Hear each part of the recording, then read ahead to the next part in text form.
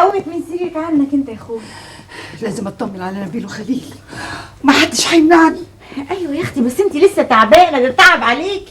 ما انت يا بامبي سايباهم ليه؟ سايباهم ليه؟ الممرضه قالت لي انها عايزاني، قاعده مستنيه ملطوعه لغايه دلوقتي في الاستراحه، ما جاتش ولا عبرتني. سلامتك يا اختي، على مهلك. حسب على مهلك. تعالي يا اختي، على اقل من مهلك.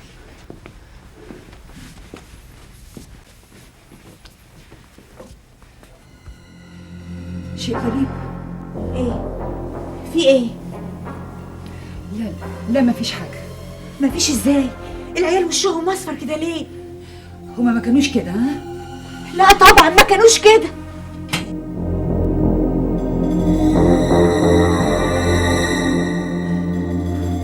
ايه ده؟ في ايه يا اختي؟ وقعتي قلبي. فين الممرضات؟ فين النرسات؟ هو انا هستنى الممرضات؟ انا هجيب مدير المستشفى والدكاتره كلهم. هو فين؟ راح فين؟ مين؟ انت بتدوري على مين؟ اظن حرام عليكم تسيبوا الولاد من غير ما تشيكوا على وصلة الدم. ما هي الوصلة متركبة اهي. دي متركبة دي. يا ناس، ده رضا الرب في اداء رسالة العلاج. استني عندك، اوعي تركبي وصلة الدم. وكمان مش عاوزاني اركب وصلة الدم. فصيلة دم الكيس دون ايه؟ والولدين فصيلة دمهم في جريمة كانت هتحصل يا مدام، ومن كرم ربنا ان المجرم ما عرفش يركب وصلة الدم. فين مسؤول الامن اللي هنا؟ حد ينادي على مسؤول الامن. الدكتور نبطش فين؟ استر يا رب. اقول لك اوعى من سكتك يا فندم ممنوع ده سيب ايدي. خلاص سيبوه. في ايه يا استاذ محسن؟ ازاي اقتحم الجلسه بالشكل الفج ده؟ دي بقت فوضى. في ايه؟ ومين سمح لك تدخل هنا؟ الافندي ده اخد من ولادي 200,000 جنيه. شفتوا شغل السوق؟ هيتبلوا على الابرياء. مؤامره جديده سبكها الدكتور سامي مع صاحبه محسن العطار.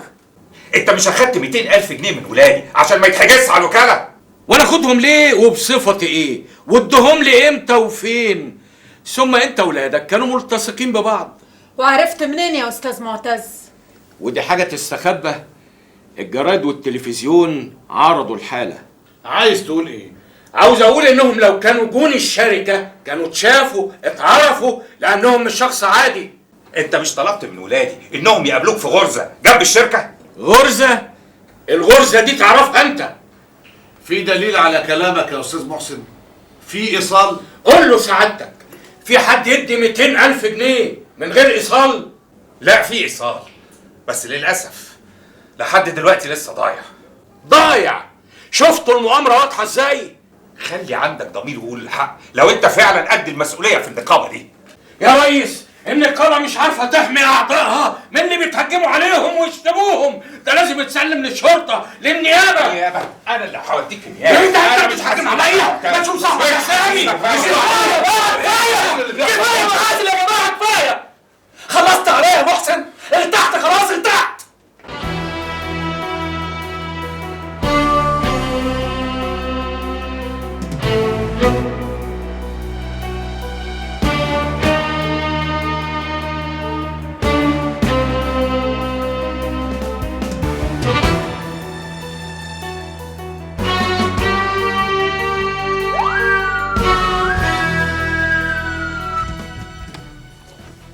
اللي بيحصل ده كأني بتفرج على مسرحية كوميدية يا توفيق.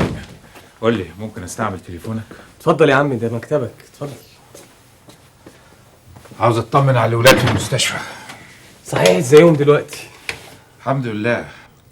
ما كانش فيه داعي تتعب نفسك وتيجي، انا كنت هخلص المكتب واعدي عليك في المستشفى زي العادة.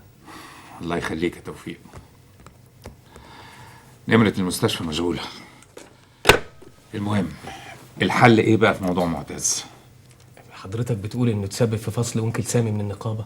ايوه يا سيدي، قلب كل الوقائع لصف واقنع النقابة ان انا وسامي بنلفق له تهم.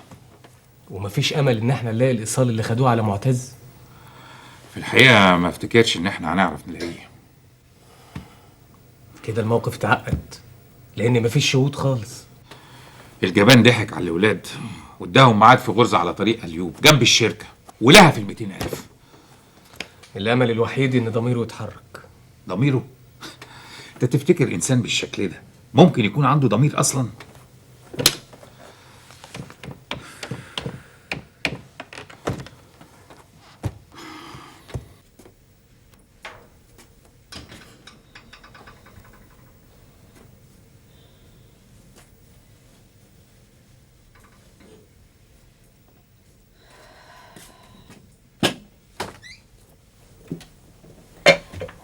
أنا كويس إنك جيتي. أمال السكر فين؟ إيه؟ سلامة الشوف يا ست نعناع، ما هو قدامك أهو. معلش يا أنا سامحيني، أصل لقيت دماغي مصدعة، قلت لما أعمل لنفسي كوباية شاي. ده كويس لان جوزك زعتر قاعد بره. يلا بقى خدي له الشاي. فهي دي الحاجة الوحيدة اللي بستسمحك تعمليها بدالي. ليه بقى؟ انا مش فاهم. قدمي له أنت الواجب. اهدي، مش عاوزه تعودي معاه؟ خلاص انت حر. هي العيشه بالعافيه يا ناس. اديكم فلوس؟ ايوه مصروفنا يا ماما. كان زمان يا حبيبي لما كنتوا بتسمعوا كلامي، لكن دلوقتي لا. اديكم فلوس تجيبوا كل اللي نفسكم فيه، مش مشكله، لكن تاخدوا فلوس بقى يا حبيبي وتجيبوا هدايا بالشيء الفلاني وتفرقوها على اوض المستشفيات، لا يا ماما ده اللي في المستشفى جيهان بنت خالتنا ونبيل وخليل ولاد عمنا. قطعوا يا حبيبتي الاتنين. عموما ابوكوا عندكوا اهو، لو معاه يديكم.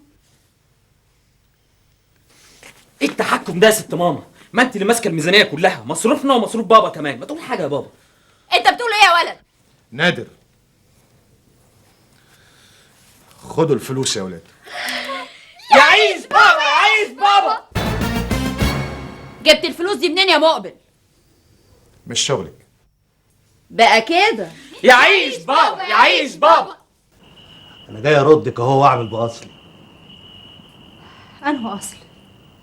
اللي بيتكلم عن الأصل بكون أفعاله عنوانه، لكن أنت أثبتت لي إنك طلعت وتحنضل في وسط غيط قمح، تملى الدقيق مرار وتسممي العيش.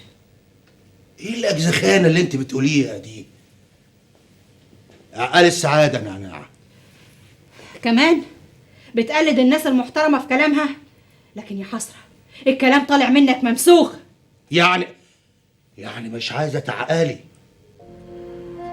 جاي بتوب غير وقمك وبتلق فيه وبلون غير لونك، زي ما تكون مركب وش اللي بيخوفوا بيه العيال في المولد، لكن الظاهر ان ده وشك الاصلي. كنت لابسهولي زمان ايام ما اتجوزنا، لابس لي وشي مخصوص، لكن يا خساره الظاهر ان الوش ده وقع منك. اوعي يا نعناع تمسكي صورتي قدام بنتي. انا شايفه قدامي واحد تاني اللي انا عرفته، واحد يرعب ما يطمنش ان انا اعيش معاه تاني. طب وبنتنا زيزة نعناع. يا خوفي، يا خوفي للبت دي تطلع فرع من عودك الحمراء، لكن لا، دي بنتي وانا اللي مربياها، ولازم اصحي فيها الكرامه وعزه النفس وقيمه اللقمه والكسوه الحلال. طب بقول لك يا بنت الناس، الكلام ده ما يتقالش في بيتنا زورب. ايه رايك لما نخرج انا وانتي في مكان هادي كده نقعد نتكلم فيه انا وانتي علشان مصلحتنا، مكان هاي لايف. مفيش فايده، النمره لسه مشغوله. الظاهر ان انا لازم اروح المستشفى. عموما الحجز على الوكاله زي ما شرحت لحضرتك. الحجز على كل حاجه يا توفيق، انا خايف انزل الشارع يحجزوا على هدومي. يا عم محسن ما تقلقش، كله بيتحل. اتحل ازاي؟ ده لولا الوزير كتر خيره والعلاج على نفقة الدولة كان زمان المستشفى دلوقتي حجز على اولادي.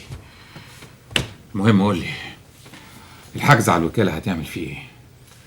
هو للاسف لازم السداد او التفاهم في السداد مع الشركه الدائنه. اوه. لا صحيح، يا عمي سامي عامل ايه دلوقتي؟ ما تيجي نروح له. سامي ما افتكرش انه طيب يشوفني. على كل حال هو عنده حق، انا وولادي كنا السبب في ضياعهم. لا جواز ولا اولاد، حتى النقابه اللي كانت شغلاه اهي طارت منه. عم محسن، انت المفروض لازم تبقى جنبه دلوقتي، انتوا اصدقاء وتوأم روح واحده. وانت بقى يا دكتوره نهى، خطيبك بيشتكي لي منك، عايزه اعرف مش سائله فيه ليه ولا بتكلميه؟ انا بصراحه ما برتاحلوش، وعمري ما هتجوز واحد هو وابوه بيشغلوا فلوسهم في مشاريع وهميه. دول بيضحكوا على الناس بالاعلانات في الجرايد والتلفزيون. على فكره نهايتهم هتبقى في المنتدى الاشتراكي. اخرس يا بنت، ماله هيثم؟ غني ومتريش. ما تفهم اختك يا استاذ بدل ما تاكل، بدل ما ابوها قاعد كده في المدرجات يتفرج. افهمها ايه بس؟ يا بنتي ماما عضوه في الكره النسائيه، خلاص عملت تقسيمه. ميرسي يا بابا، وزعتنا لاعبين وحطت بابا في المتفرجين. انا بكره الكره النسائي دي. الكره دي بدعوها للرجاله، ايه اللي يحشرنا احنا في كوره ومصارعه ورفع اثقال وكمال اجسام؟ اصل انا يا اولاد كنت باخد مامتكم معايا في نادي الفروسيه، كنت بعلمها الشجاعه وعلمتها كل العاب القوه. جدو انا بنت ماليش في الالعاب العنيفه. خلاص يا حبيبتي، خليكي كده قاعده على جنب وغلبانه زي ستي، ما عندكيش لياقه ولا عزم. ماما اللي تلعب الالعاب العنيفه ديت تبقى متمرده على انها اتولدت بنت، وانا عمري ما كرهت ان انا اتولدت بنت. انا بلعب العاب سباحه، ايروبيك، حاجه كده تديني رشاقه. قولي بقى ان الولاد المرميين في المستشفى ولاد عمك لحسوا مخك يا حبيبتي. خليل ونبيل يا حبيبتي، ومالك يا اختي بتقوليها بسهتانه كده؟ على الاقل ليهم روح وجاذبيه، حاجه كده من عند ربنا. فعلا يا نهى عندك حق، ليهم روح وجاذبيه. ربنا يسعدكم يا ولاد. أنا سعيد إنكم تعرفوا الأصول وتعرفوا كمان صلة الرحم. يعني إيه؟ بتتحدوني عشان العيلين دول؟ العيلين الضايعين؟ لا واللي زادوا غطى إن هم مفلسين. عيال خايبة تجري ورا الفقر بالمشوار. لو سمحت يا راغب ترتب لي طلب الهجرة. انت دلوقتي بقيت مواطن استرالي.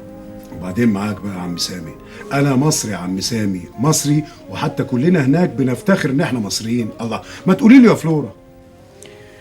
ربنا يهديه للحل الصحيح. بس انت يا دكتور سامي هتقدر تسيب بلدك ومكانك؟ لعبة الكراسي الموسيقية اللي ماشية دلوقتي خلت الشطار بتوع الزمن ده ياخدوا كل الأماكن، واحنا للأسف خلاص طرنا في الهوا. الله، جرى لك يا عم سامي؟ واجه، حارب، وصدقني يا سامي الحرب دي ما تقلش كتير عن الحرب اللي انت كنت فيها. أنا يا جماعة مش شايف حد أحاربه، مش لاقي عدو قدامي. عايزيني إيه يعني، أحارب أهلي؟ ما تخليش اليأس اللي انت عايش فيه دلوقتي ينسيك أيام النجاح. النجاح ليه 1000 أب وناس كتير بتهيص له، لكن الفشل جنازة خاصة لازم أمشي فيها لوحدي وأدفن كل اللي كنت فاكره نجاح. أرجوك يا سامي اصبر، ما تتسرعش، تحمل، ما انت ياما اتحملت. صدقني يوم واحد في بلدك بحلو ومره لا يمكن تعوضه بسنين في الغربة. احنا يا عم سامي اتغربنا وتعبنا ورجعنا تاني لبلدنا، يا دوبك لحقنا نعمل اساس عشان ولادنا يكملوا عليه، تقوم تقول لي انت تسافر؟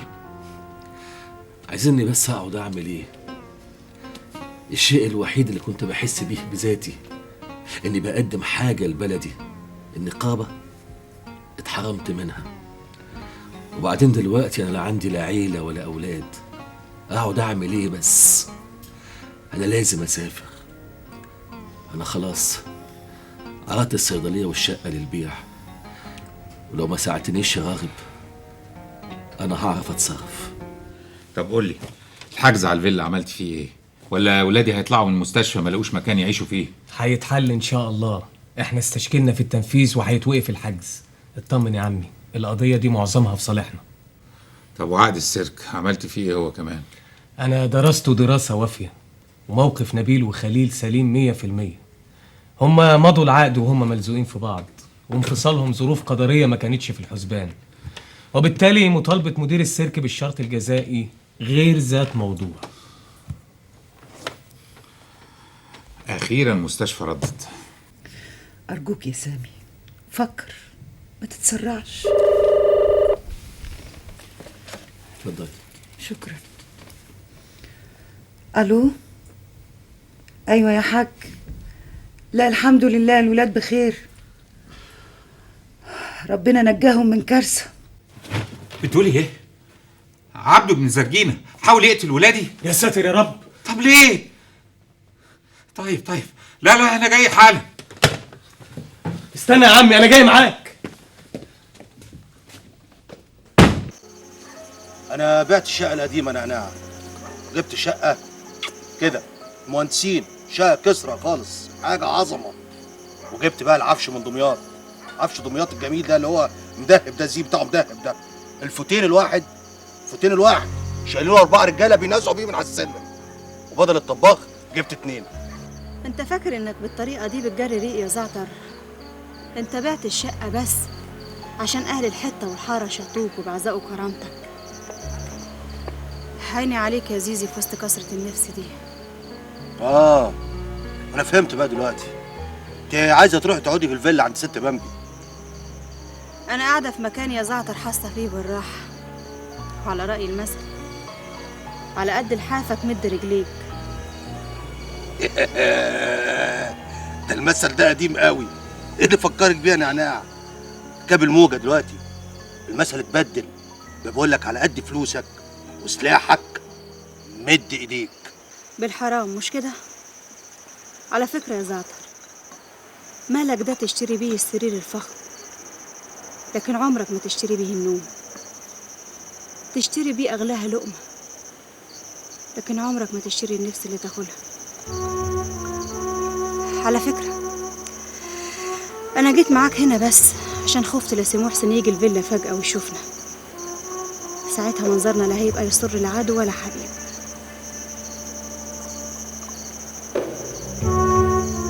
طلقني يا زعتر، طلقني مستعدة أبريك من كل حاجة.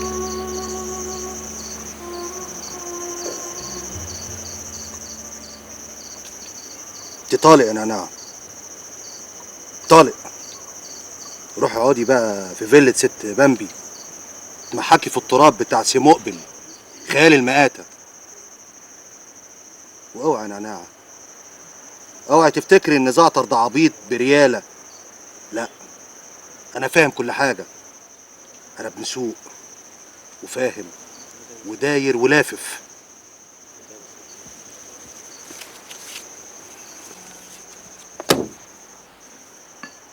سلام يا نعناع.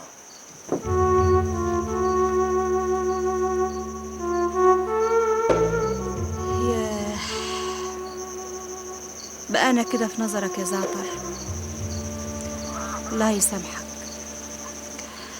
لو طلع العيب من أهل العيب ما يبقاش عيب. دادي لا، البرتيتا مش ممكن تبقى في البيت عندي وبنتي وحفيدتي موجودين، رغم ان خسارة الأرضية هتبقى كبيرة أوي. هو ده اللي فالح فيه يا دادي. أنا فيفي. فيفي صحيح. هلو فيفي. ممكن تفوق بقى، ولا أنت جاي تنام هنا وتحلم بالبرتيتا والقمار؟ سيب الراجل يرتاح، ليهم حق ولادك يتحدوني طالما شايفينك بتكلمي ابوك اللي علمك بالشكل ده. ممكن مالكش دعوة وما تتدخلش بيني وبين دادي؟ بطلي انانيه بقى، بطلي.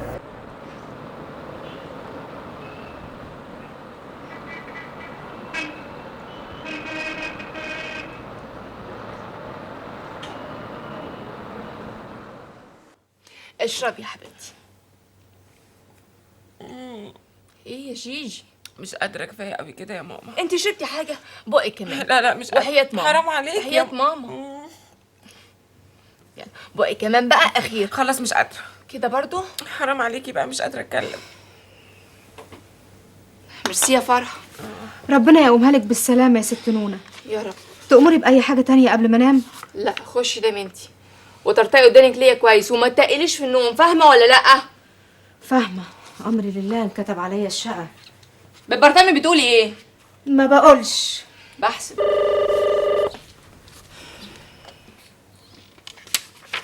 الو، مين؟ جيجي انت بتعملي ايه؟ الكلام علشانك مش كويس، ده انت لسه قايمه من العمليه يا حبيبتي. حافظي على نفسك.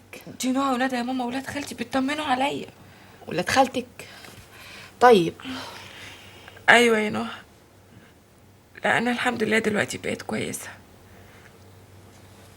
ميرسي قوي يا حبيبتي. هتروحي لنبيل وخليلي النهارده؟ طب وحياتك سلمي لي عليهم قوي. باي باي يا حبيبتي، باي باي. يا ماما تعبانه قوي. مش كنتوا سبتوني في المستشفى على الاقل فتره النقاهه دي؟ يعني انا كنت هعمل ايه لابوك البخيل الجلده الهريدي مش قادر على مستشفى؟ وحضرتك كمان مش تكتر اكلم ولاد خالتي في التليفون. يا حبيبه قلبي يا حبيبه قلبي، انا خايفه لخالتك فيفي تعرف. ما هي مصيرها هتعرف يا ماما. بعدين فيها ايه يعني لما تيجي بيت جده؟ يا خوفي من انانيتك يا فيفي. لا دلع بابا فيكي زمان يجي على حسابي. ماي ديرست فيفي، انتي زعلتي ليه ان نريمان جت في شقتي؟ عشان اصحابي والشله واول ماي فريندز. لا اطمني، مش هيجوا. انا منعتهم.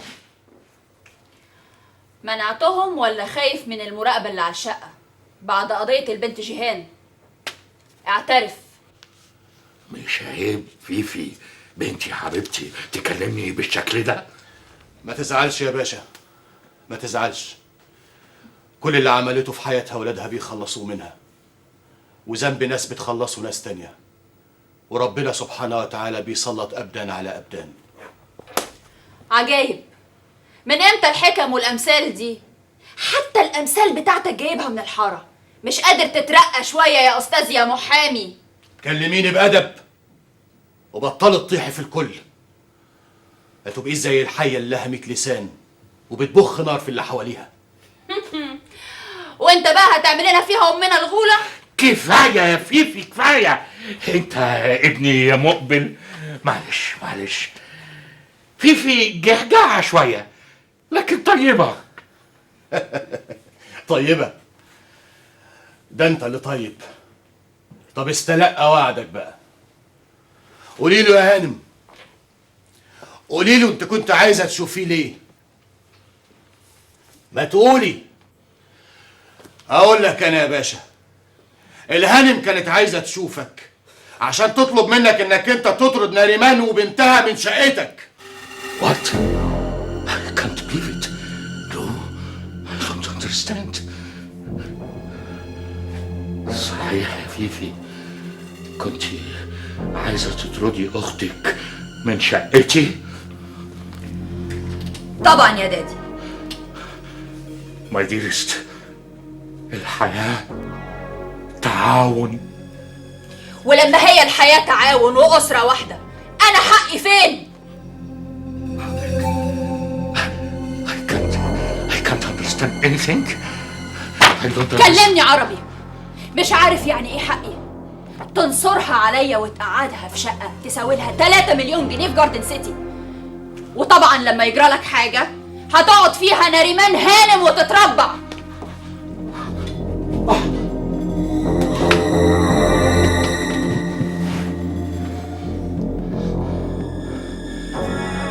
كده يا فيفي عايزة تورثيني بالحياة؟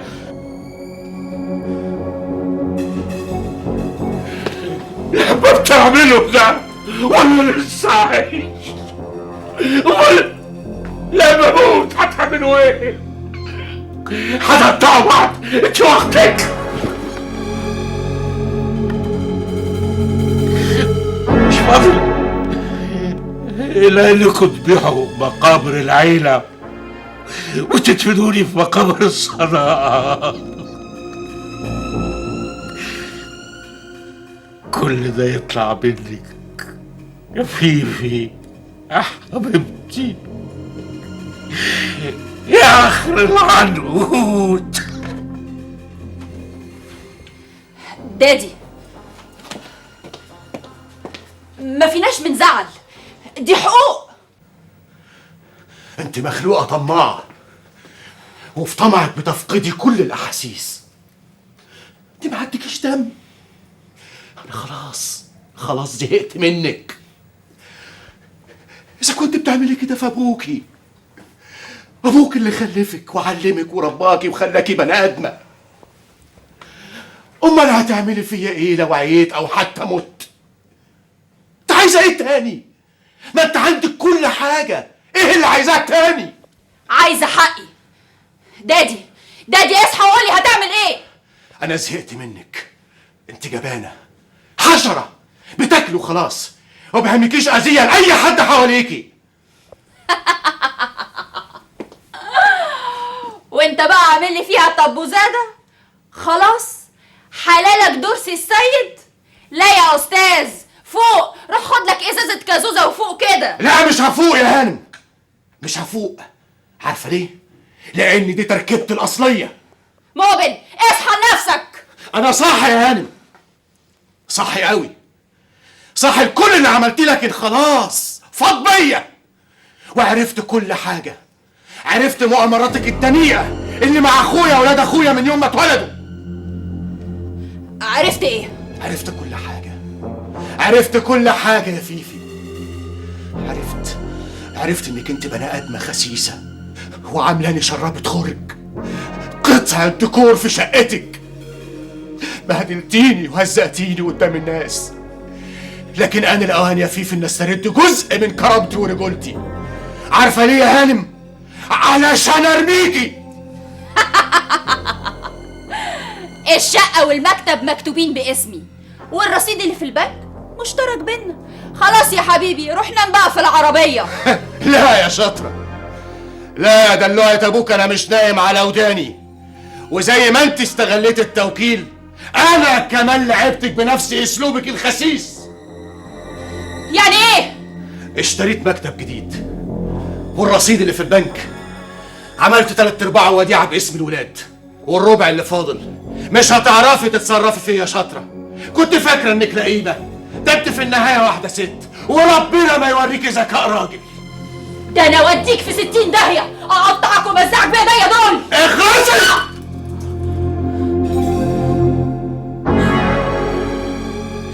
بتضربني؟ بتمد ايدك عليا يا تربيه الحواري؟ وهربيكي كمان. عارفه ليه؟ لانك ما تربطيش. لكن لا يا فيفي، انا هسيبك للعيال تربيكي. دادي انت صحيح اللي بيحصل لي وساكت؟ فوية يا بنت رستم باشا، انت طالق، سامعه؟ طالق وبالتلاته كمان.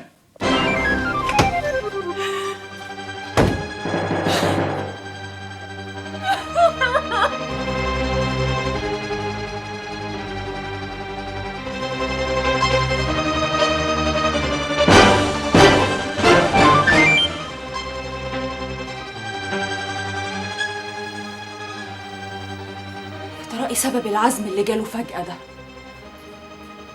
أنا كان لازم أعرف كده من الأول، إنه من عيلة الجواز والطلاق عندهم سهل، أسهل من توليع سيجارة.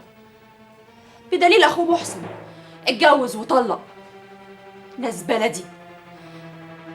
بس أنا مش هسيبه يرميني كده، أنا اللي دوقته المر في المحاكم. كل ده يا دادي وانت نايم وسامع كل حاجة، ما دافعتش عني بكلمة واحدة، كلمة واحدة بس.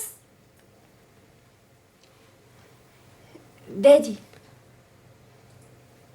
دادي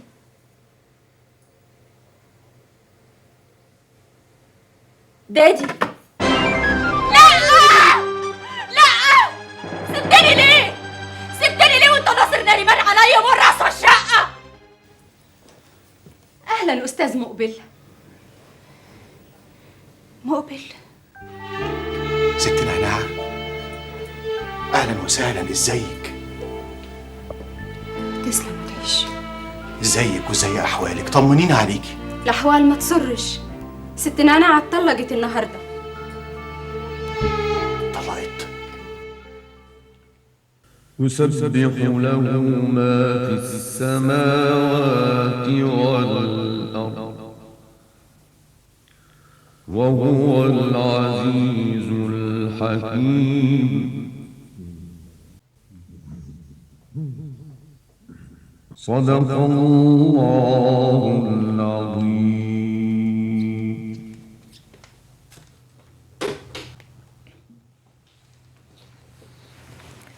باقي في حياتك يا فيفي. ميرسي يا برنسس. شدي حيلك يا نون. حياتك الباقية يا برنسس. فرحة. ايوه تعالي وصلي هنا. حاضر. مع السلامة.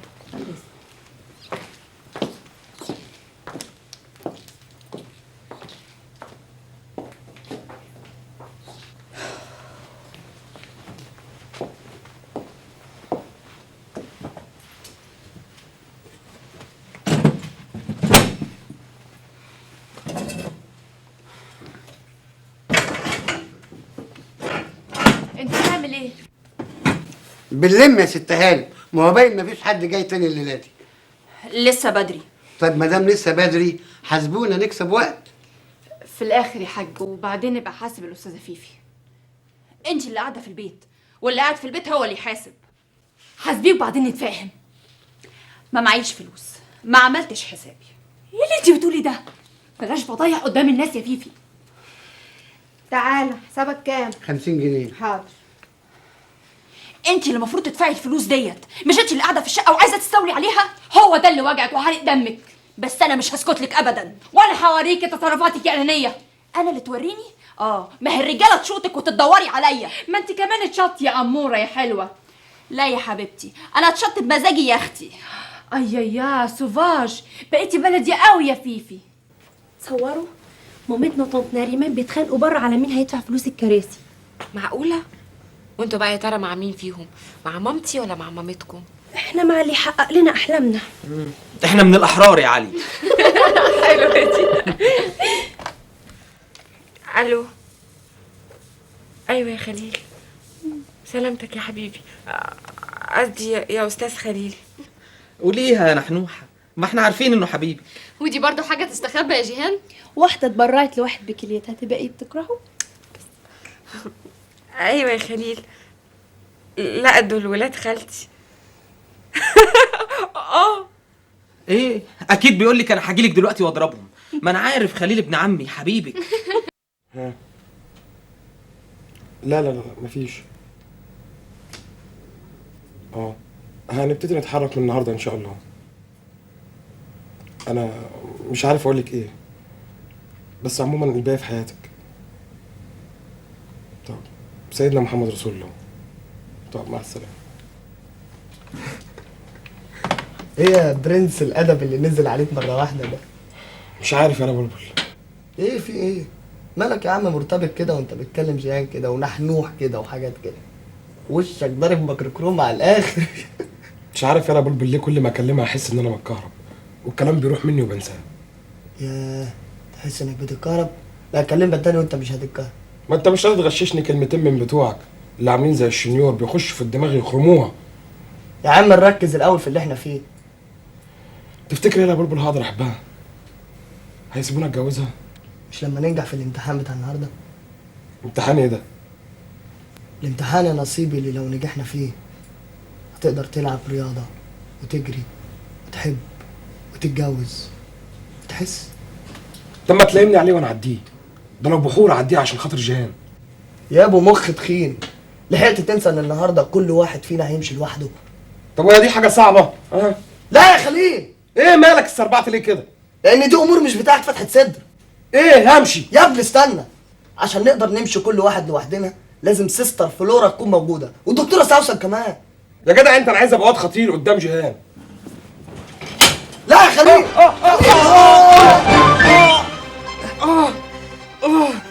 انت ايه اللي وقعك؟ عايز تنجدني؟ جايز اكون متعود انك لما تقع اقع معاك. يا اخي حد يقع كده؟ حد يقع كده في الدنيا؟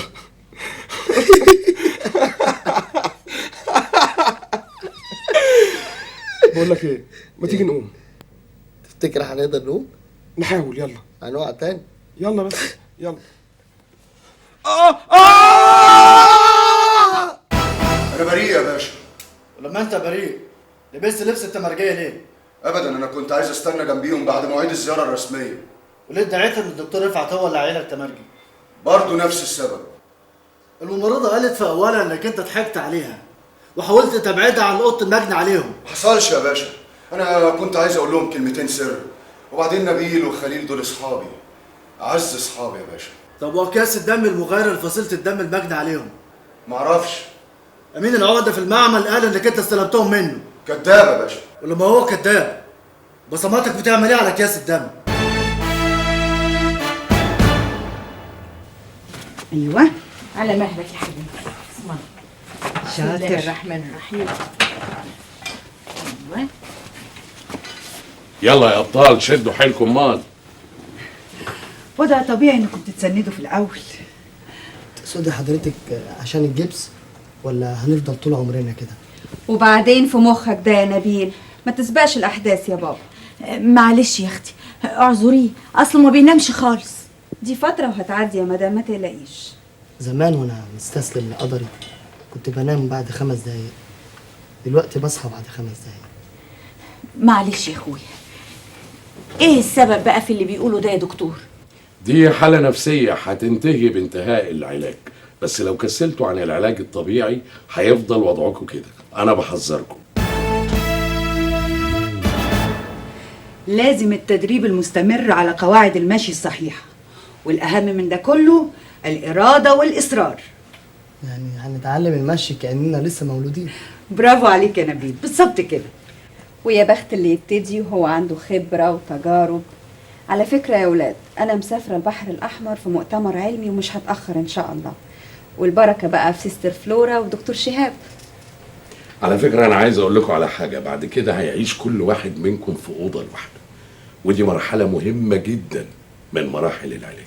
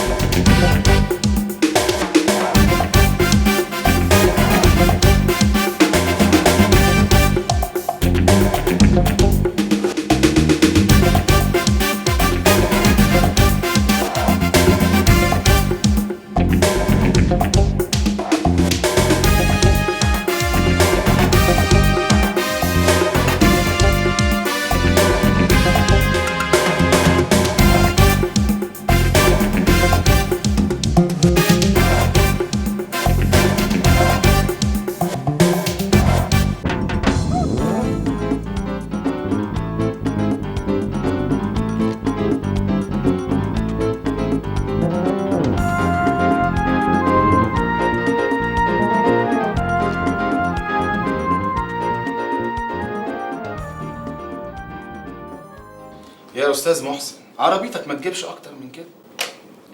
انت ناسي انا اشتريتها منك بكام؟ الاوتومبيل الزيرو سعره بيختلف كتير عن الاوتومبيل المستعمل. وبعدين العربيات الاربعة في اربعة سعرها بيقل اول ما بتتركب. على فكرة انا بصيت على العربية بتاعتك لقيت ان البارومة ابتدت تسرح فيها من تحت. ايوه لكن ما لكنش ولا حاجة. ادي شيك بالمبلغ اللي انا قلت لك عليه.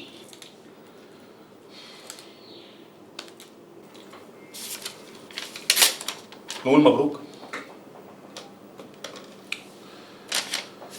مبروك يا سيدي عليك العربية. أمر الله.